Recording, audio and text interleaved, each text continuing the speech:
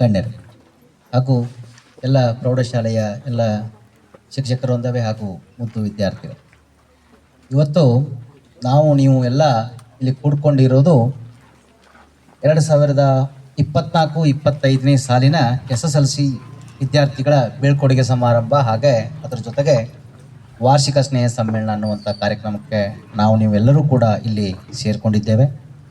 ಈ ಒಂದು ಕಾರ್ಯಕ್ರಮ ಪ್ರತಿ ವರ್ಷದಂತೆ ಈ ವರ್ಷವೂ ಕೂಡ ಅತ್ಯಂತ ವಿಜೃಂಭಣೆಯಿಂದ ಎಲ್ಲ ಸಂಘಟಕರು ಹಮ್ಮಿಕೊಂಡಿದ್ದಾರೆ.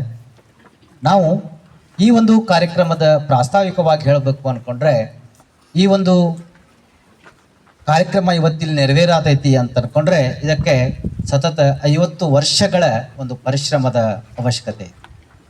1973ರಲ್ಲೇ ಈ ಗಂದಿವಾಡ ಗ್ರಾಮದ ಎಲ್ಲ ಶಿಕ್ಷಣ ಪ್ರೇಮಿಗಳು ಕೂಡಿಕೊಂಡು ಪ್ರಾಥಮಿಕ ಶಾಲೆಯಾಗಿದ್ದಂಥ ಗಂದಿವಾಡ ಗ್ರಾಮವನ್ನು ಒಂದು ಪ್ರೌಢಶಾಲೆ ವಿಭಾಗವನ್ನು ತೆರಿಬೇಕು ಅಂದ್ಕೊಂಡು ಅವತ್ತಿನ ಎಲ್ಲ ಶಿಕ್ಷಣ ಪ್ರೇಮಿಗಳೇನಿದ್ದಾರೆ ಹಲವಾರು ಜನರು, ಅವರಿವರೆನ್ನದೆ ಭಾಳಷ್ಟು ಜನ ಶಿಕ್ಷಣ ಪ್ರೇಮಿಗಳು ತಮ್ಮ ಕೈಯಿಂದ ಏನೆಲ್ಲ ಸಾಧ್ಯ, ಒಂದಷ್ಟು ಜನ ರೂಮ್ ಕಟ್ಟಿಸ್ಕೊಟ್ರು, ಒಂದಷ್ಟು ಜನ ಜಾಗ ಕೊಟ್ಟರು, ಒಂದಷ್ಟು ಜನ ಆ ಒಂದು ಪರ್ಮಿಷನ್ ತರಬೇಕಾದ್ರೆ ಏನೆಲ್ಲ ಕೈಂಕರ್ಯಗಳಿತ್ತು ಅದೆಲ್ಲಕ್ಕೂ ಕೂಡ ಸಹಕರಿಸಿದ ಪರಿಣಾಮವಾಗಿ ಮೊದಲಿಗೆ ಇದೊಂದು ನೀವೇನು ಗುಡಾವನ ಅಂತ ಕರಿತೀರಿ ಈಗೆಲ್ಲ ಸೊಸೈಟಿ, ಅಲ್ಲಿ ಪ್ರಾರಂಭಗೊಂಡಂಥ ಈ ಒಂದು ಪ್ರೌಢಶಾಲೆ 1973ರಲ್ಲಿ ಪ್ರಾರಂಭ ಆಗ್ತದೆ.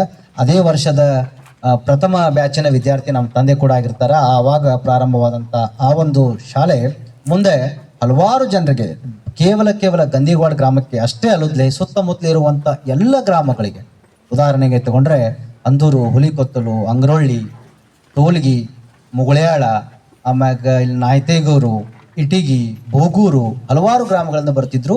ಮತ್ತು ನಾವು ಕೂಡ ಇದೇ ಶಾಲೆಯ ವಿದ್ಯಾರ್ಥಿಗಳಾಗಿರೋದ್ರಿಂದ ಅವಾಗ ಕೂಡ ಒಂದು ಟ್ರೆಂಡ್ ಇತ್ತು. ಒಂದು ಟ್ರೆಂಡ್ ಅಂದರೆ ಅರ್ಥ ಆಗ್ತದೆ ನಿಮ್ಗೆ, ಟ್ರೆಂಡ್ ಅನ್ನೋ ಪದ ಭಾಳ ಈಗ ಇದದ. ಏನಿತ್ತು ಅಂತ ಅಂದ್ಕೊಂಡ್ರೆ, ಹೈಸ್ಕೂಲ್ಗೆ ಯಾರೆಲ್ಲ ಇಲ್ಲಿ ಹೆಣ್ಮಕ್ಳನ್ನ ಮದುವೆ ಮಾಡಿ ಕೊಟ್ಟಿರ್ತಿದ್ರಲ್ಲ ಅವರೆಲ್ಲ ಹೆಣ್ಮಕ್ಳು ತಮ್ಮ ಮಕ್ಕಳನ್ನ ಇಲ್ಲೇ ಇಟ್ಟು ಓದಿಸ್ತಿದ್ರು. ನಾವು ಇದ್ದಾಗ ಕನಿಷ್ಠ ಒಂದು 70-90 ಜನ ಇದ್ದರು. ಅದ್ರಾಗ ಒಂದು 10 ಜನ ಬೇರೆ ಊರವರ ಬಂದಿದ್ರು, ಅಂದ್ರೆ ಅಜ್ಜಮ್ಮನ ಮನೆ ಹಾಕೊಂತ ಕಲಿತಿದ್ರು.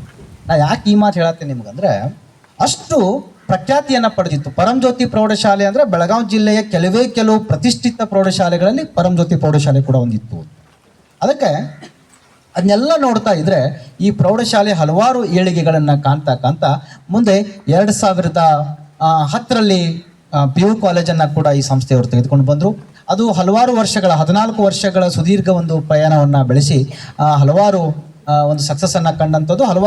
ಒಂದಷ್ಟು ವಿಚಾರಗಳಿಗೆ ಆ ಕಾಲೇಜನ್ನು ನಾವು ಸ್ಥಗಿತ ಅಂದರೆ ಕಾಲೇಜನ್ನು ರನ್ ಇಟ್ಟಿದ್ದೀವಿ, ಅಡ್ಮಿಷನ್ಗಳನ್ನು ಬೇರೆ ಕಡೆ ಅಡ್ಮಿಷನ್ ಇಲ್ಲೇ ಇಟ್ಟು ಏನು ಮಾಡಿದ್ದೀವಿ, ಹುಡುಗರನ್ನು ಬೇರೆ ಕಡೆಗೆ ಕಳಿಸ್ಬೇಕಾಗಿ ಬಂತು.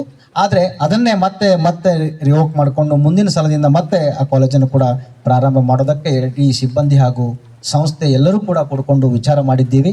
ಅದಕ್ಕೆ ಎಲ್ಲರೂ ಕೂಡ ಇವತ್ತು ಆಗಮಿಸಿದಂಥ ಎಲ್ಲ ಪಾಲಕರು ಇದಕ್ಕೆ ಸಹಕರಿಸಿ ಮುಂದೆ ಈ ಮಕ್ಕಳು ಇಲ್ಲೇ ಬೆಳೀಲಿ.